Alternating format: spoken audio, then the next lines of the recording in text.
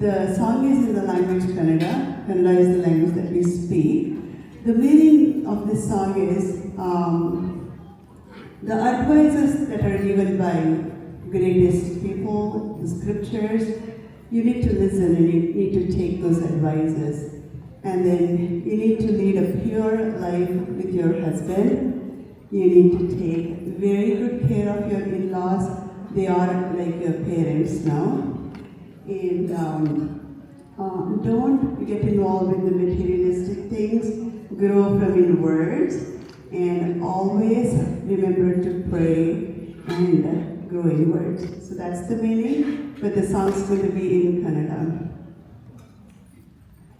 ಬುದ್ಧಿ ಮಾತು ಹೇಳಿದರೆ ಕೇಳಬೇಕಮ್ಮ ಮಗಳೇ, ಮನಶುದ್ಧಳಾಗಿ ಗಂಡನೊಡನೆ ಬಾಳಬೇಕಮ್ಮ, ಅತ್ತೆ ಮಾವ ಮೆಚ್ಚುವಂತೆ ನಡೆಯಬೇಕಮ್ಮ ಮಗಳೇ,